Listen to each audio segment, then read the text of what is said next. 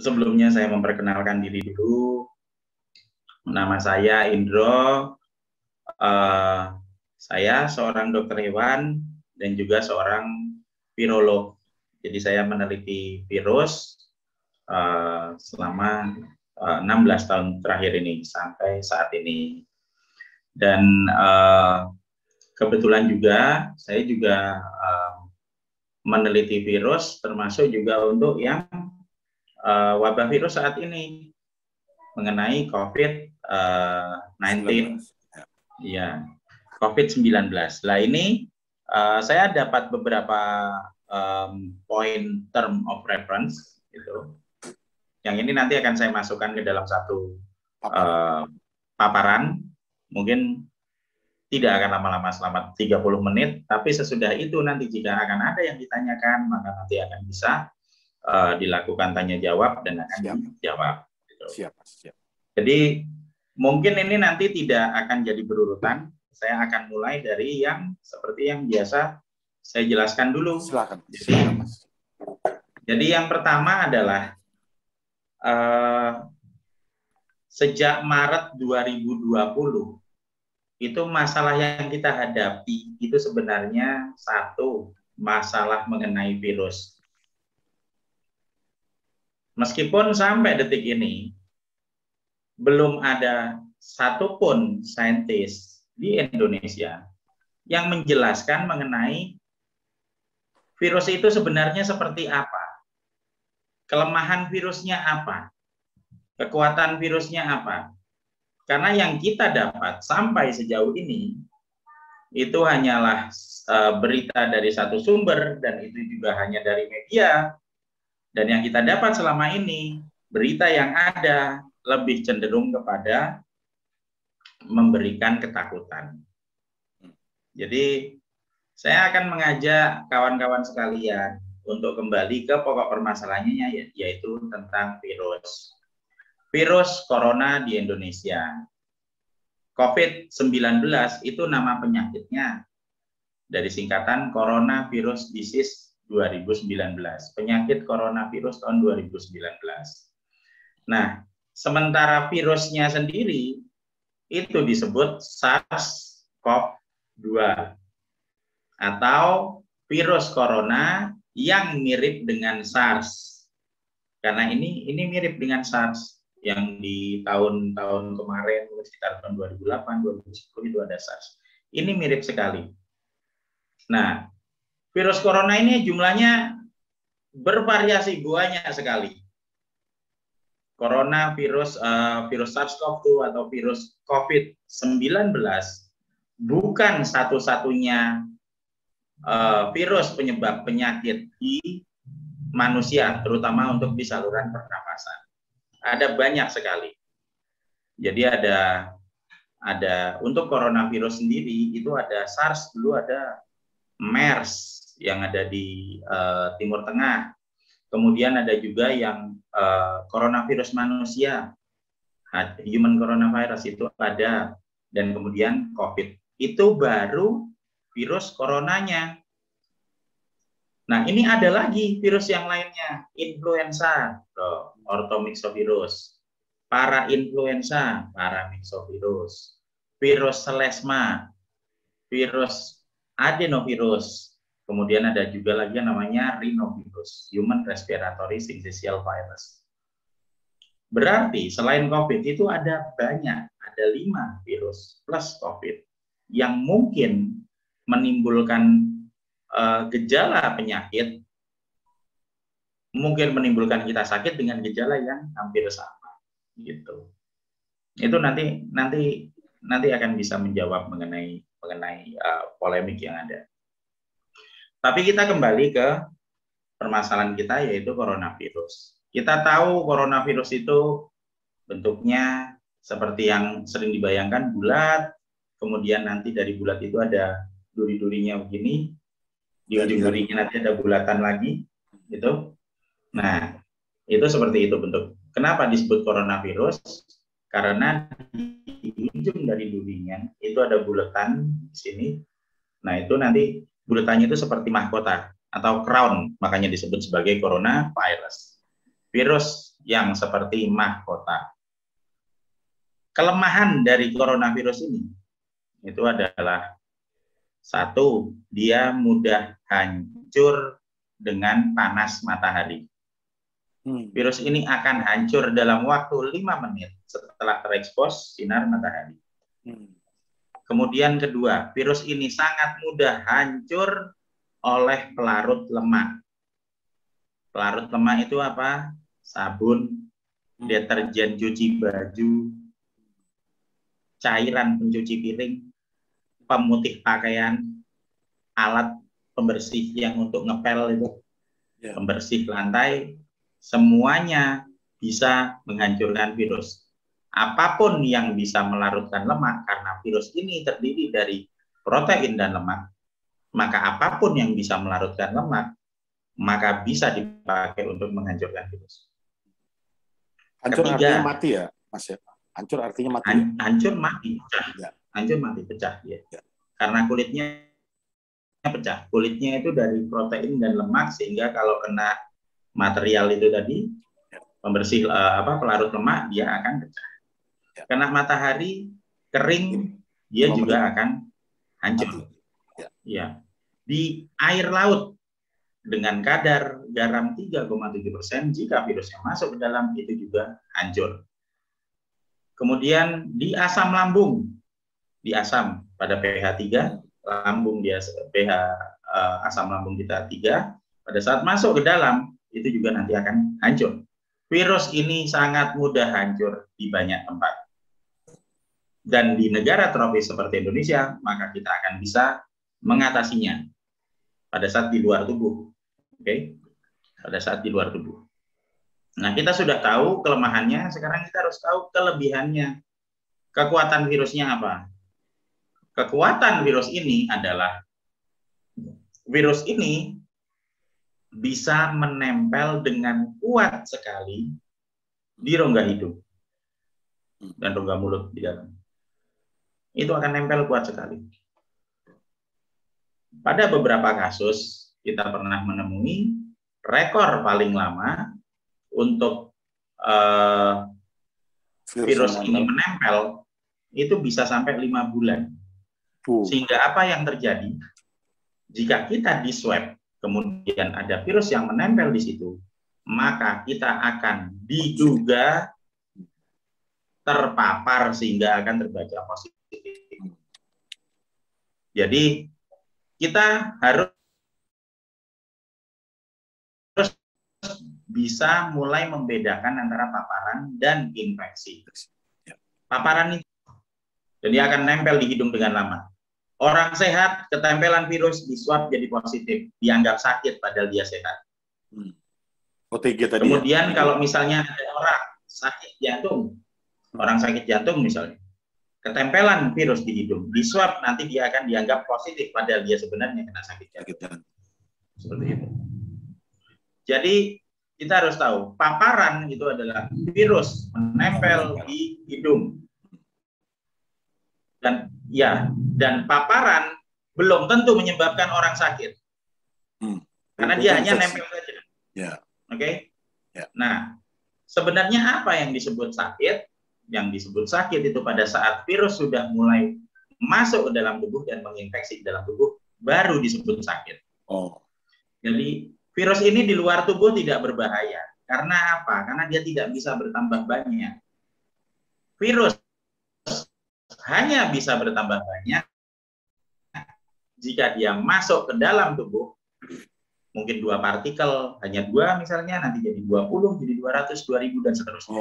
Pada saat virus bertambah banyak, maka baru virus berbahaya, dan itu disebut infeksi. Maka orangnya jadi sakit yang didahului dengan demam. Jadi infeksi itu adalah virus sudah masuk ke dalam tubuh, mereplikasikan diri jadi banyak, kemudian badan kita sakit dan badan kita mengeluarkan respon namanya demam. Jadi kalau hanya terpapar tanpa demam, tanpa gejala, itu berarti hanya ketempelan virus. Orang ketempelan virus tidak sakit, OTG tidak sakit, orang tanpa gejala tidak sakit, dan tidak menularkan penyakit. Nah, itu dia penting. Itu yang menularkan penyakit hanya orang yang sakit, yang didahului dengan demam. Tanpa demam, tanpa gejala, maka orang itu sehat dan orang sehat tidak menularkan penyakit. Yang menularkan hanya yang sakit. Sehingga kalau ada yang sakit, ya dirawat di rumah supaya nanti tidak menularkan dan juga dirawat sampai sembuh, dan kita bisa merawat setiap orang yang sakit di rumah tanpa kepanikan. Itu. Jadi kita sudah belajar mengenai tadi paparan dan infeksi. Jelas. Saya akan mulai masuk. Oke. Oke. Ya. Saya akan mulai masuk satu persatu ke dalam beberapa term of reference ini. Pada saat kita menerima paparan, maka berarti virus menempel di rongga hidung dan juga di mulut. Bagaimana cara kita mengatasi paparan? Sederhana sekali, cuci hidung dengan air garam non-yodium 1%. Nah, ini yang penting. Bagaimana caranya mencuci hidung? Sederhana sekali. Garam krosok, karena garam krosok itu adalah garam kasar, non-yodium. Itu sebanyak 1 sendok, sekitar plus minus 10 gram, ditambah air 1 liter. Itu bisa pakai. Satu sendok makan ya? 1 sendok makan, 1 sendok makan. Ya. Itu sekitar 10 gram. Nanti dimasukkan ke bisa air mineral 1 liter, dikocok sampai larut atau direbus. Kalau air dari sumur bisa direbus gitu. 1 liter dikasih air garam krosoknya 1 sendok, sekitar 10 gram.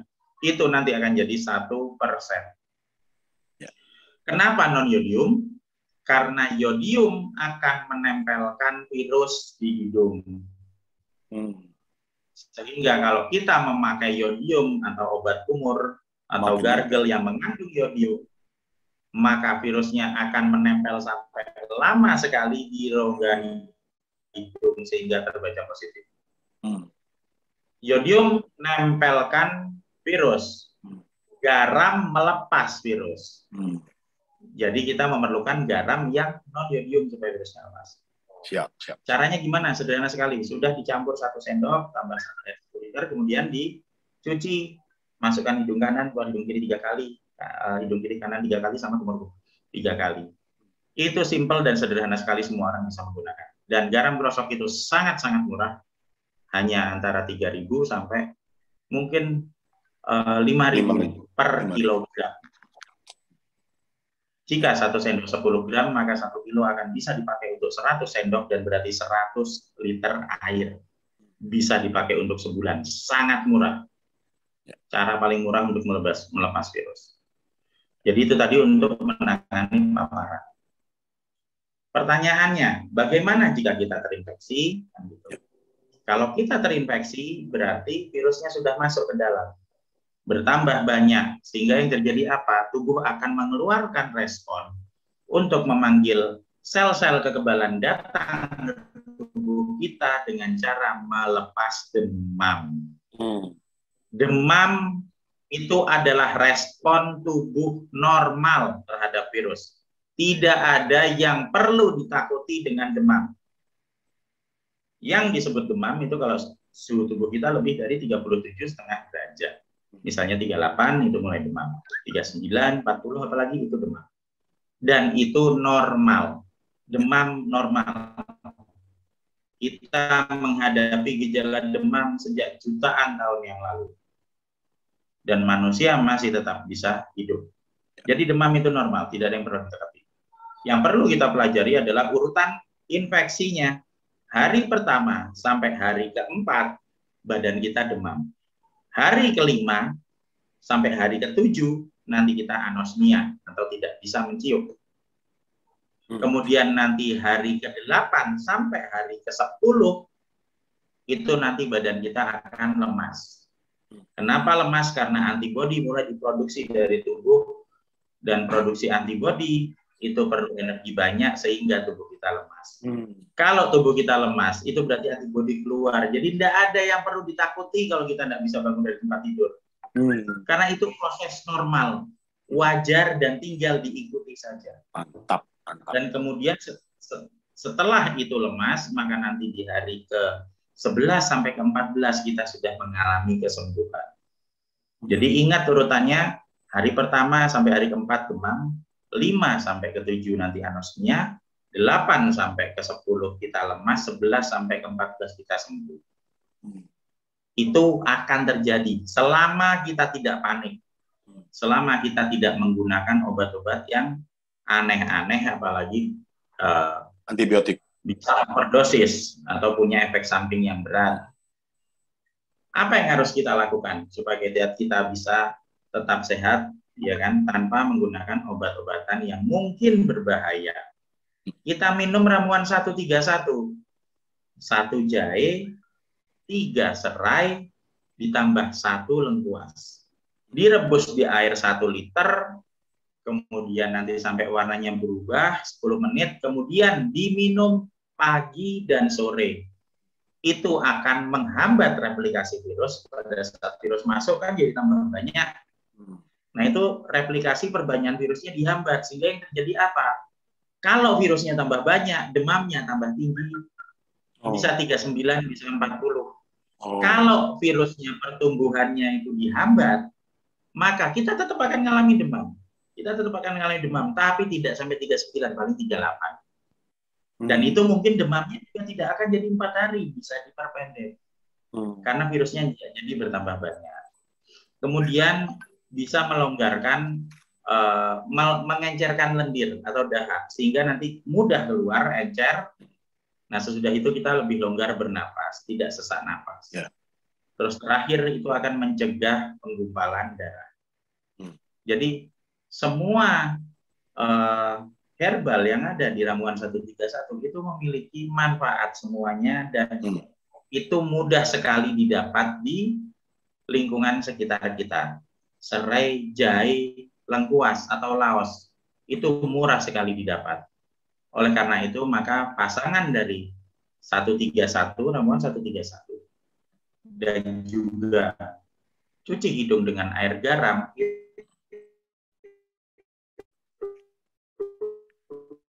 kita sebut protokol rakyat, karena bisa dilaksanakan oleh semua rakyat dengan biaya yang sangat murah dan juga banyak membantu masyarakat. Itu seperti itu. Jadi 131 itu digunakan pada saat kita sakit infeksi. Sesudah sakit nanti apa? Ya cuci hidung lagi pas hari ke-11 sampai ke-14. Supaya apa? Supaya sisa virus yang pernah keluar dari dalam tubuh nempel di hidung itu hilang. Karena sekarang yang terhadap virus saja, tapi juga kesehatan mental. Kesehatan mental itu didapat pada saat kita tidak dituduh atau difitnah sebagai pembawa penyakit hanya karena ketempelan virus di hidung. Benar. Dengan kita melakukan cuci hidung pakai air garam dan melepas, maka akan jadi negatif. Supaya apa? Supaya kita tidak difitnah, supaya kita tidak dituduh, supaya keluarga kita aman, tidak dijauhi oleh tetangga. Karena sekarang hanya karena satu sogokan hidung saja, itu sudah cukup untuk membuang tetangga kita sendiri, bahkan keluarga kita sendiri. Dan itu bukan nilai-nilai yang diajarkan oleh nenek moyang kita dalam hal kemanusiaan dan juga kemasyarakatan di Indonesia. Rakyat Indonesia itu saling bersatu dan saling membantu, bukan saling membuang. Jadi itu ada tadi kita berbicara tentang garam dan juga ramuan 131. Sekarang saya akan masuk yang ke term lain lagi. Bagaimana mengatasi positif COVID dengan gejala atau dengan gejala atau tanpa gejala. Kalau dengan gejala, seperti tadi diceritakan, gejalanya apa? Demam, kemudian misalnya anosmia, nggak bisa nyium, kemudian lemes. Lah kita harus tahu dia ada di posisi mana. Kalau sedang demam, maka kita harus tahu demamnya berapa lama. Oh, saya sudah 2 hari misalnya demam. Oh, dia di hari kedua. Ingat tadi demam sampai 4 hari, maka dia harus menjalani 2 hari lagi. Tidak ada satupun obat yang bisa mempercepat penyakit. Kita bukan Tuhan. Penyakit ini harus dijalani setiap hari selama 7 hari sampai 10 hari. Kita harus paham bahwa kita akan menjalani itu. Tapi satu hal lagi yang penting, bahwa kita tidak akan mati karena penyakit ini. Tidak ada satupun penyakit di dunia yang bisa membunuh manusia dalam waktu 5 hari, kecuali Ebola. Virus ini tidak akan membunuh kita. Kita tahu bahwa kita akan sembuh dalam waktu 7 sampai 10 hari dan kita akan melewati itu. Apa yang harus dilakukan? Sama seperti tadi. Minum ramuan 131, kalau panas, kalau misalnya kita nggak kuat, minum paracetamol. Kalau misalnya kuat, ya nggak usah diminum. Kalau sudah nggak panas, nggak usah diminum. Kalau batuk, minum obat batuk. Selesai batuk, ya sudah, nggak usah diminum lagi. Itu pada saat ada gejala. Kemudian kalau tidak bergejala gimana? Kalau tidak bergejala, berarti hanya terpapar, hanya ketempelan. Ya. Berarti gimana? Lebih sederhana lagi, cuci hidung pakai air garam. Sehari 2 kali, pagi sore. Dikerjakan selama 3 hari, udah beres. Jangan mau dan jangan sampai kita bisa difitnah hanya karena ketempelan virus. Gitu. Jadi kita mencoba untuk memberikan solusi yang paling gampang dan yang paling bisa dikerjakan oleh rakyat. Tadi nomor 1, 2, 3 sudah. Nomor 4, kenapa pasien COVID-19 ada yang sembuh dan ada yang mati? Nah, kalau saya kembalikan ke situ, maka di seluruh dunia sebenarnya, kemungkinan pada saat kita sakit kan memang cuma 2, sembuh dan mati. Itu aja toh. Kalau nggak sembuh, ya mati. Tapi coba kita perhatikan data statistik dari Satgas sendiri yang menyebutkan bahwa 93% orang yang positif akan sembuh. 5% sakit, 2% meninggal. Berarti sebenarnya kita apa? Kita berhadapan dengan virus yang kalau kita kena dan positif, maka kita akan mengalami kesembuhan. Sebagian besar, 93%. Kalau ada 100 orang, 93 kena sembuh, dia begitu kena, dia sakit, kemudian dia sembuh. 5 orang mungkin masih sakit. 2 orang mungkin meninggal. Nah, pertanyaannya adalah, kenapa kok dia bisa meninggal seperti itu? Nah, pada saat kita terkena penyakit virus, maka yang bisa menyelamatkan kita adalah antibodi. Gitu. Nah, antibodi itu dibangkitkan dari tubuh kita sendiri. Dengan cara apa? Dengan cara tubuh kita akan melewati proses tadi. Kita akan harus melewati demam dulu, anosmia dulu, dan nanti di hari ke-7 antibodi akan keluar karena dia perlu untuk pengenalan. Kita bisa menaikkan produksi antibodi dengan mengkonsumsi vitamin E. Vitamin E itu vitamin yang sangat jarang dibahas di aplikasi kedokteran modern seperti sekarang. Karena jika kita paham fungsi vitamin E, maka kita akan bisa mengatasi banyak penyakit secara mandiri tanpa perlu mengemis bantuan sama seperti yang dilakukan oleh jutaan orang sekarang. Seolah-olah kita diwajibkan mengemis bantuan hanya untuk mendapatkan pelayanan kesehatan, sementara kita sendiri bisa mengatasi wabah ini sendiri. Jadi pada saat nanti penyakit masuk, maka kita bisa minum tadi 131 dengan vitamin E untuk juga naikkan kekebalan kita. Vitamin E akan memproduksi antibodi 2-3 kali lipat.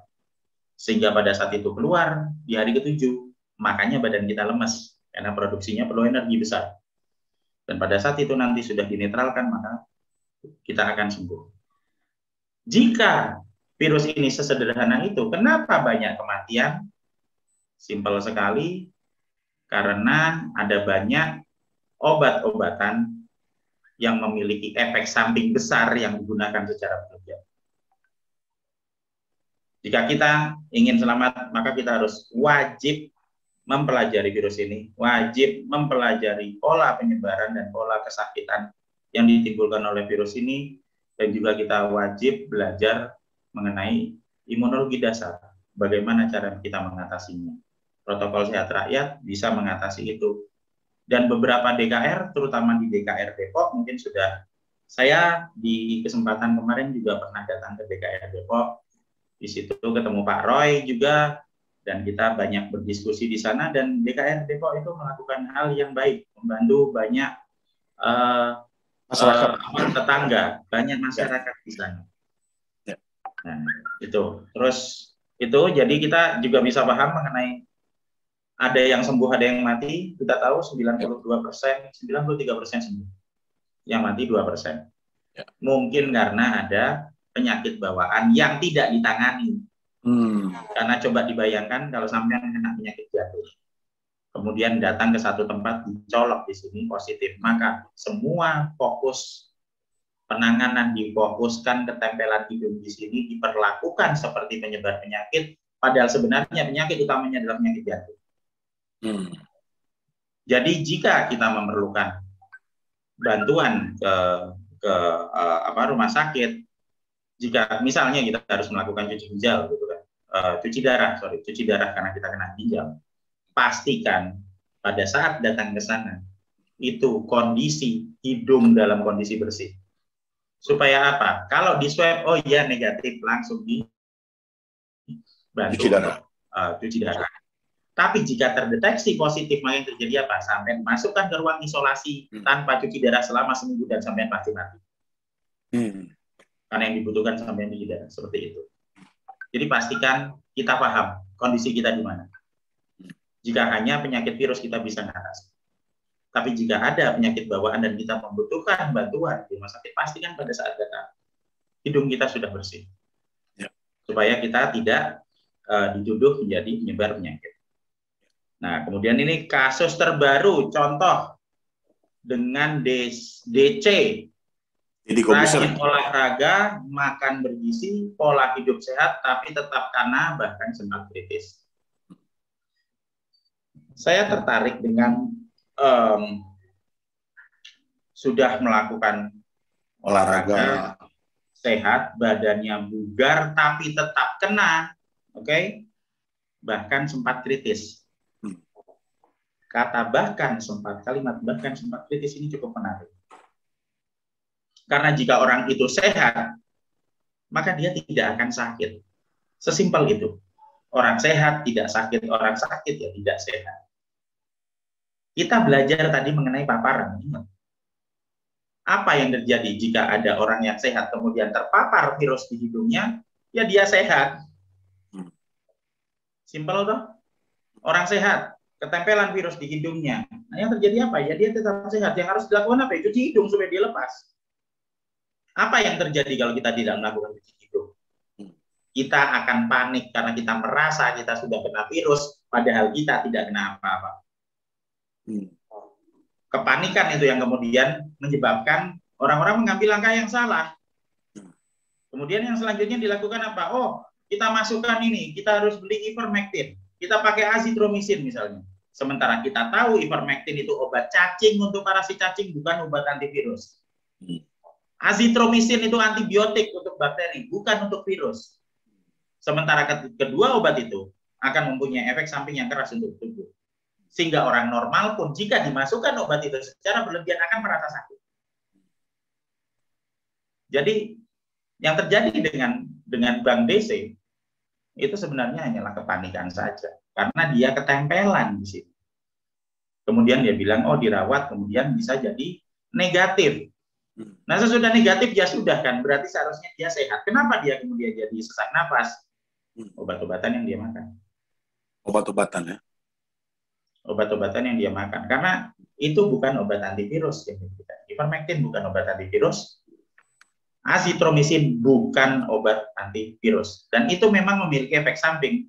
Nanti akan menyebabkan terjadinya mual di lambung, kemudian nanti aritmia, dan berlanjut dengan sesak napas. Itu jelas tertulis di dalam leaflet azitromisin. Pemakaian maksimal hanya 3 kali 1, jadi satu butir selama 3 hari. 1 butir 1 hari, itu pemakaian maksimal. Dan itu jelas tertulis di leafletnya. Pemakaian lebih dari itu jelas-jelas menyalahi petunjuk yang bahkan dikeluarkan oleh pabriknya sendiri. Nah, kemudian yang terjadi sebenarnya apa? Ya tidak ada apa-apa. Jika Bang Deddy mau belajar, kok Bang Deddy? Sorry jadi nyebut. Bang DC. Jika Bang DC tadi mau belajar, maka dia akan tahu bahwa dia hanya terpapar air garam seharga Rp3.000 sekilo, itu akan lebih banyak membantu beliau supaya jadi sehat dan tidak panik. Sehingga nanti mobil dan uang sekopernya bisa disumbangkan ke orang yang butuh bantuan. Jadi sebenarnya tidak ada masalah. Ya. Jika kita panik, jika kita tidak panik, kita paham, kita bisa belajar, maka kita bisa ngatasi kok. Kita rakyat biasa, hidup kita tuh biasa sengsara dan kita menghadapi kehidupan sehari-hari. Rakyat biasa nggak perlu drama, karena kita bukan aktor. Terima kasih. Ini penjelasan dan juga ini saya harap tadi sesuai dengan poin-poin term of reference yang tadi ada 5 itu. Saya kembalikan kepada Bang Web dan nanti kita lanjutkan dengan tanya jawab. Makasih.